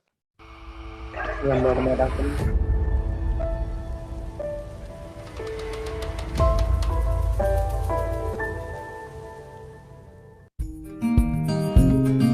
Selamat datang di praktikum Tera-Tera Ulang Meter Kayu pada mata kuliah Sistem Pengukuran Geometri dan Dimensi.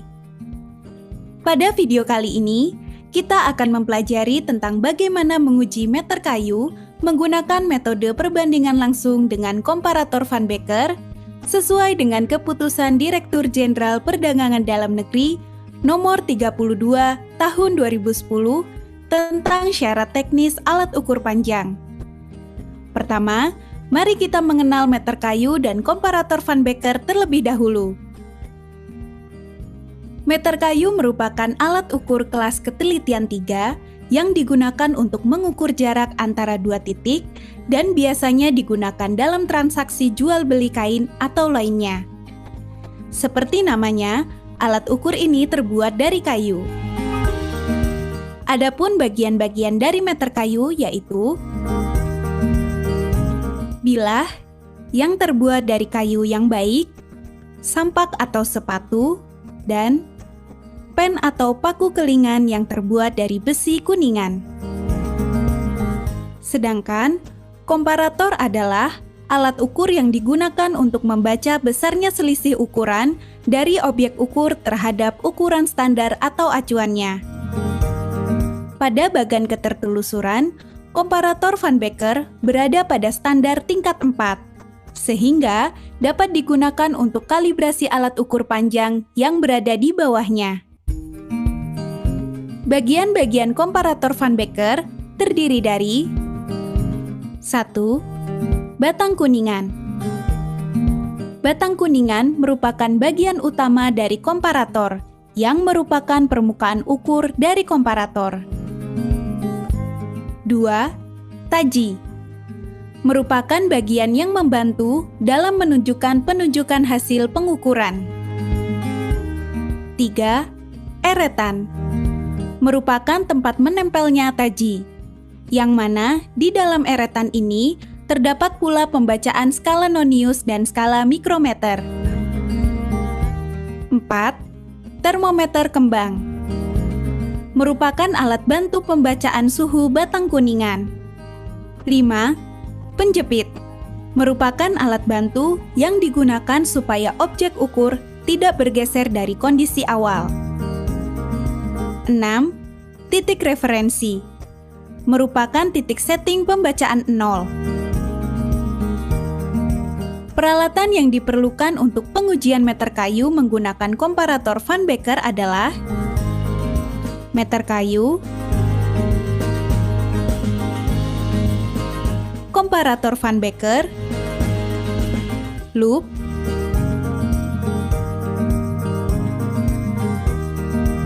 sarung tangan, jas laboratorium, dan termohigrometer. Dokumen yang diperlukan yaitu cerapan pengujian meter kayu menggunakan komparator Van Becker, gambar konstruksi komparator Van Becker, catat koreksi panjang komparator, titik beku, nomor seri, koefisien muai panjang komparator Van Becker, dan meter kayu. Pemeriksaan kondisi komparator. Pastikan semuanya dalam kondisi baik. Eretan dan ulir pembacaan skala nonius dan mikrometer dalam keadaan baik atau tidak tersendat. Termometer kembang dapat terbaca dengan baik. Setelah selesai dengan pemeriksaan yang dilakukan, barulah kita menguji meter kayu. Pertama-tama, catat kondisi awal ruangan laboratorium.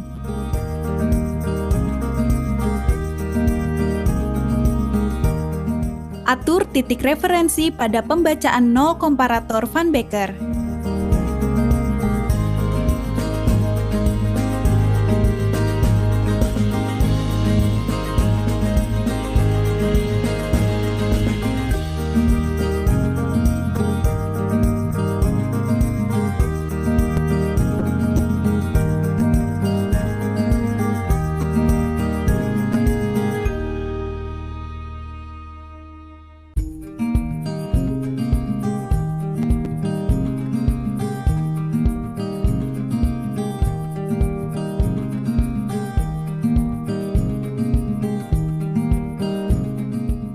Posisikan meter kayu pada titik referensi.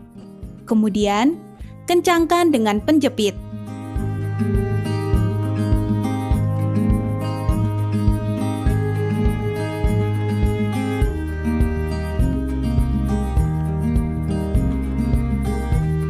Pastikan pembacaan 0 pada meter kayu mendekati pembacaan 0 pada komparator. Pembacaan 0 meter kayu dengan cara memposisikan taji tepat pada garis skala 0 meter kayu atau mendekati titik pengukuran. Kencangkan eretan dengan pengencang. Baca hasil pembacaan pada komparator dan catat hasilnya. Gunakan loop untuk membantu pembacaan yang lebih jelas.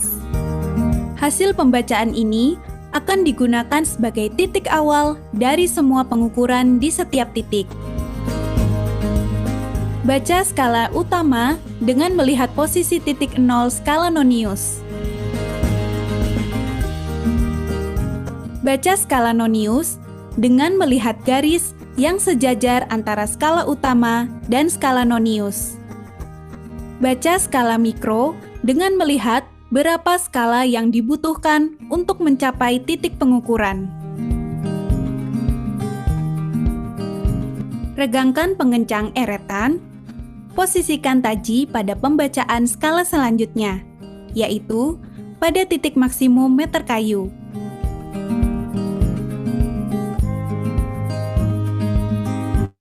Jadi yang perlu digarisbawahi ada dua uji ya, uji 0 dan uji maksimum. Kita lihat lagi videonya.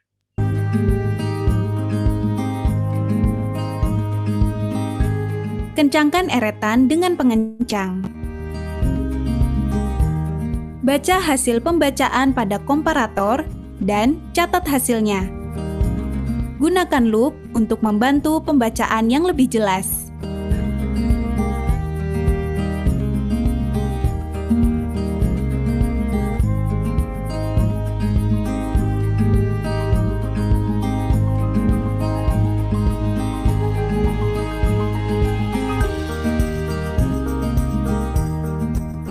Setelah semua titik berhasil dibaca, catat kondisi akhir pada pengujian meter kayu menggunakan komparator Van Becker.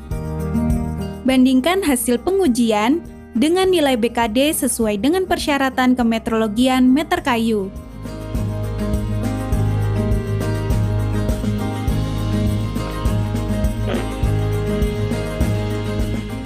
Perhitungan nilai nonius dan mikrometer. Skala utama terkecil yang dapat dibaca komparator Van Becker adalah 1 mm. Kemudian, pada skala nonius terdapat 10 titik, yang artinya 1 mm skala utama komparator dibagi ke dalam 10 titik, sehingga pembacaan terkecil skala nonius yaitu 0,1 mm. Selanjutnya, pada skala mikrometer terdapat 50 titik. Untuk mencapai 1 titik pada skala nonius, memerlukan 2 putaran skala mikro. Yang artinya, pembacaan 1 titik pada skala nonius dibagi menjadi 100 titik. Sehingga, pembacaan terkecil skala mikrometer yaitu 0,001 mm.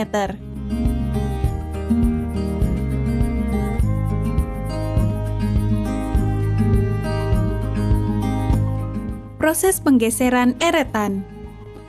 Gunakan bantuan pemutar pada skala mikrometer untuk mendapatkan pembacaan yang akurat.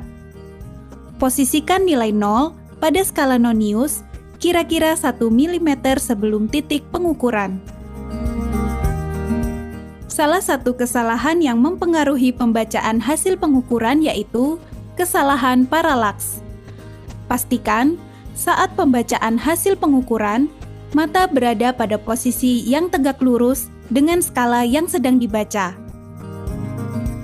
Sekian video tera-tera ulang meter kayu pada praktikum sistem pengukuran geometri dan dimensi. Semoga bermanfaat dan terima kasih.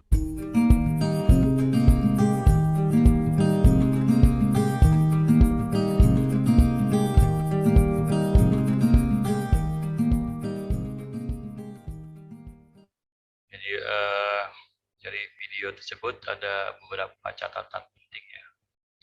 Kita melakukannya dari sudut point of view-nya adalah terhadap standar. Jadi semua terkoreksi dengan standar. Jadi perhitungan penunjukan di cerapannya juga terlihat dari koreksi suhu. Menunjukkan alat standar. Kemudian dilakukan yang kedua, dilakukan 2 uji 0 dengan skala nonius juga pada saat 0, kemudian pada saat maksimum, uji maksimum. Nah, kita sekarang coba untuk melihat video untuk yang pengujian ban ukur ya. Sebentar.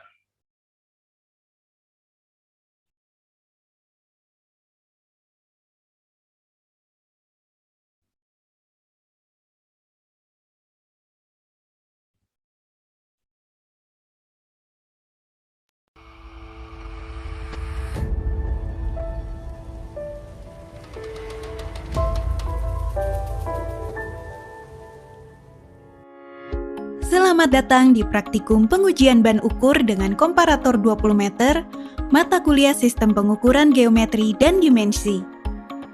Ban ukur merupakan alat bantu untuk kalibrasi tangki yang berkapasitas besar.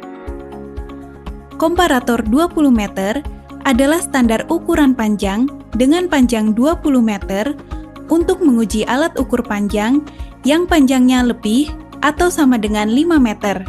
Khususnya untuk ban ukur baja maupun rantai ukur. Bagian-bagian komparator ini terdiri dari batang standar yang panjang ukurnya 20 meter yang terpasang di atas landasan berkaki. Batang standar komparator ini terbuat dari bahan plat kuningan dengan penampang melintang 4 persegi panjang. Batang ini terdiri dari 4 bagian, masing-masing panjang ukurnya 5 meter. Tiap bagian dibagi dalam skala 1 meter, di mana pada setiap garis skala paling ujungnya dibuat skala plus minus 1 cm yang dibagi lagi dalam milimeter.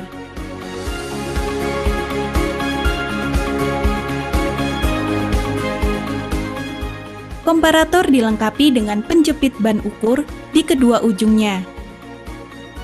Penjepit pertama dilengkapi dengan katrol dan kawat sling untuk mengaitkan beban. Sedang penjepit lainnya dilengkapi dengan tromol untuk menarik atau mengulur ban ukur dan dial gauge untuk membaca selisih ban ukur dengan standar. Persiapkan peralatan dan dokumen.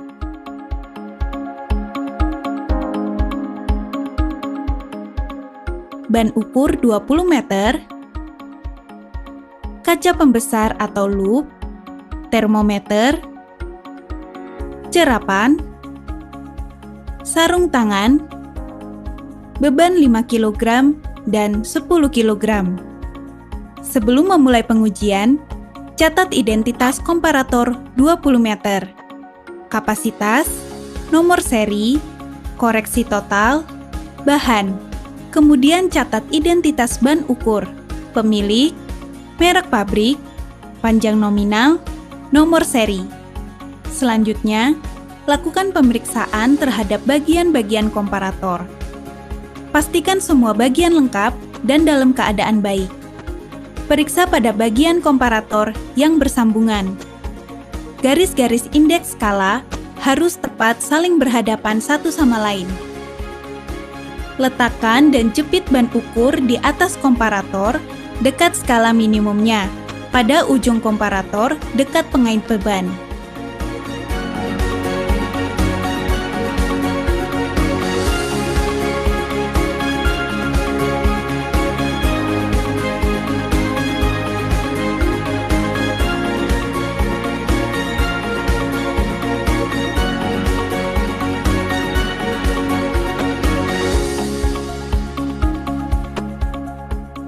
Kemudian, berikan tarikan pada ujung lainnya.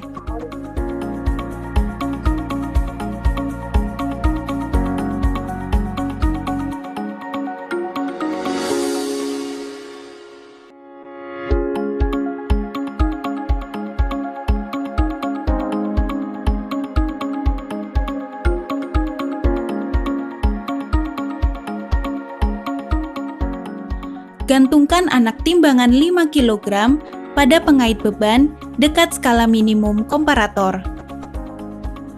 Lakukan setel kedudukan skala 0 dengan cara mensejajarkan skala 0 komparator dengan skala 0 ban ukur. Pastikan pembacaan dial indikator 0.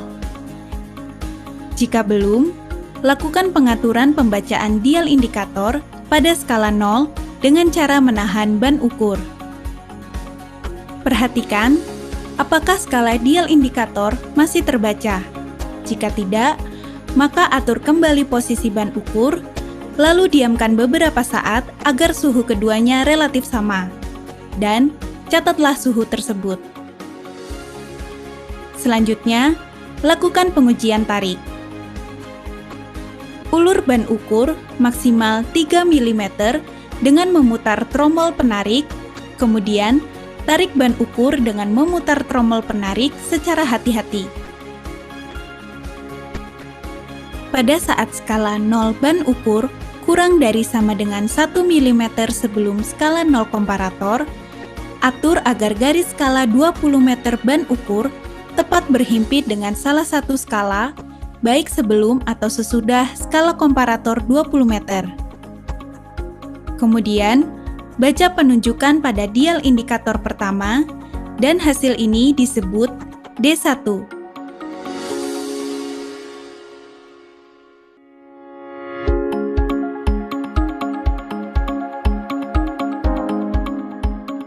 Selanjutnya, putar tromol penarik sehingga kedua skala 0 berhimpit. Baca penunjukan dial indikator kedua atau D2. Lalu, catat penunjukan penyimpangan ban ukur A untuk tarik terhadap komparator skala milimeter pada komparator, absolut D2 dikurang D1.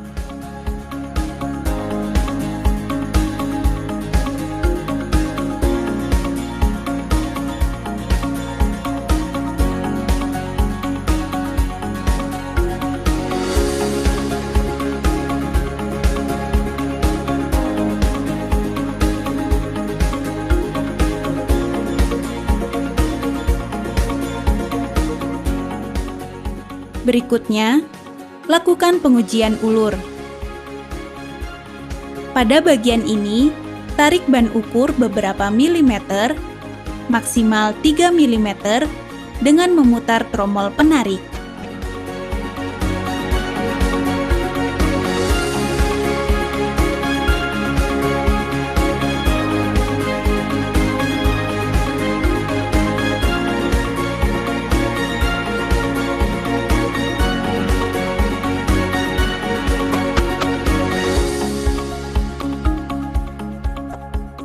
Kemudian, ulur ban ukur dengan memutar tromol penarik secara hati-hati.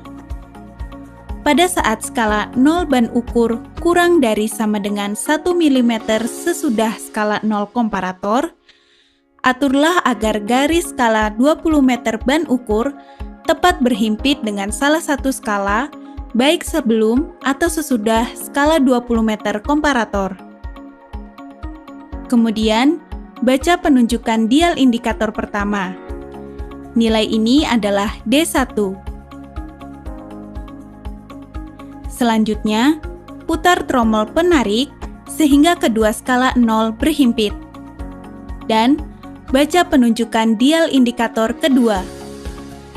Nilai ini menjadi D2.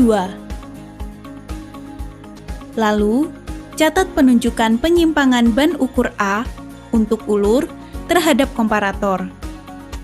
Skala milimeter pada komparator, absolut D2 dikurang D1. Lakukan pengujian tarik ulur dengan beban 5 kg dan 10 kg sebanyak satu seri, yaitu tarik, ulur, tarik, ulur, tarik, atau ulur, tarik, ulur, tarik, ulur. Berikut adalah hasil pengolahan data hasil pengujian ban ukur dengan komparator 20 meter. Sumber ketidakpastian pengukuran diklasifikasikan menjadi dua, yaitu tipe A dan tipe B. Ketidakpastian tipe A merupakan ketidakpastian yang dievaluasi dengan analisis statistik dari serangkaian pengamatan. Sedangkan ketidakpastian tipe B dievaluasi dengan berbagai sumber informasi selain analisis statistik. Sumber ketidakpastian pengujian komparator 20 meter didapat dari koreksi komparator, pembacaan selisih penunjukan ban ukur dan komparator, dan pengaruh suhu dan perbedaan koefisien muai panjang bahan keduanya.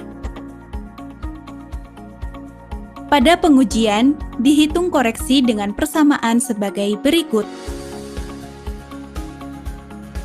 Koreksi sama dengan koreksi standar ditambah koreksi pengukuran dan ditambah koreksi suhu yang dipengaruhi koefisien muai panjang pada temperatur tertentu.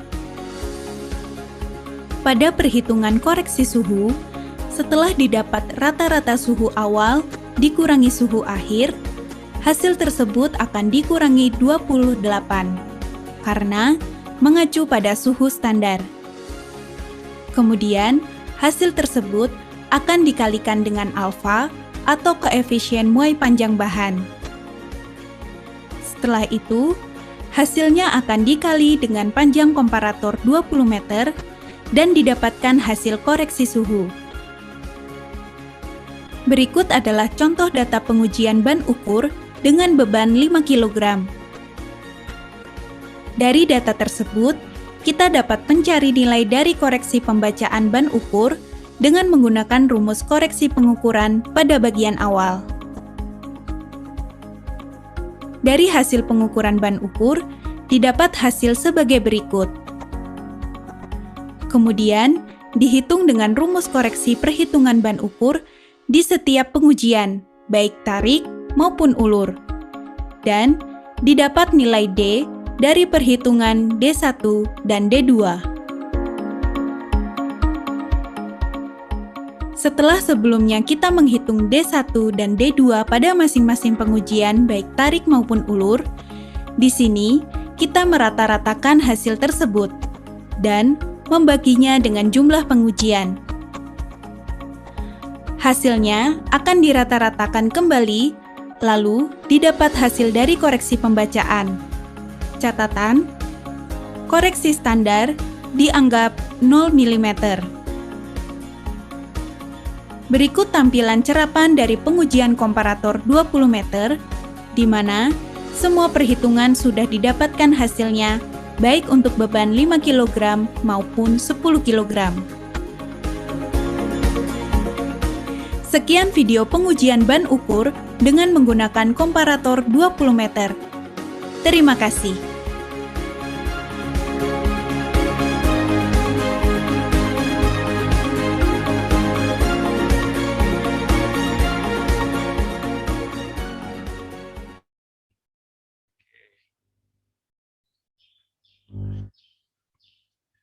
Baik, dari video tadi, baik pengujian meter kayu maupun ban ukur, ujian meter kayu ada dua hal penting, yaitu uji titik nol dengan skala non-Newsnya, kemudian diuji maksimum dengan skala non-Newsnya. Nanti sudah terkoreksi juga dengan suhunya. Jadi begitupun untuk di ban ukur. Di ban ukur itu mulai dari penunjukan, tarik ulur sudah terkoreksi. Dengan beberapa kali pengulangan, 3 kali pengulangan di rata-rata dapatlah itu terkoreksi penunjukan. Sudah terkoreksi. Suhu pun seperti itu. Suhu pun sudah terkoreksi dari penunjukan yang terkoreksi suhu. Kemudian terakhir penunjukan apa? Satu lagi. Penunjukan standar, suhu.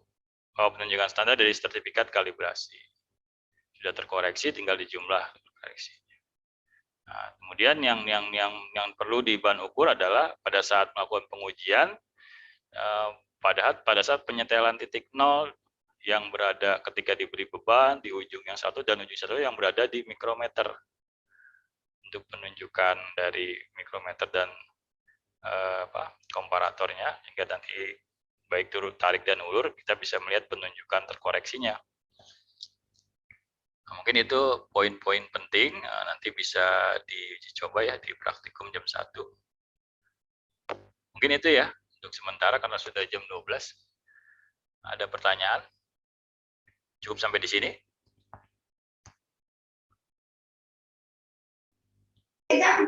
Cukup ya Pak Ujan ya? Iya Pak. Nah, untuk sementara itu dulu, nanti kita coba latihan-latihan di asistensi. Sambil saya menyiapkan untuk yang berikutnya. Mungkin itu. Terima kasih atas partisipasi dan kehadiran mahasiswa sekalian. Mohon maaf bila ada salah dalam penyampaian. Assalamualaikum warahmatullahi wabarakatuh. Waalaikumsalam warahmatullahi wabarakatuh. Terima kasih, Pak. Terima kasih Pak. Selamat siang. Terima kasih Pak. Ya. Terima kasih Pak. Mohon izin lift.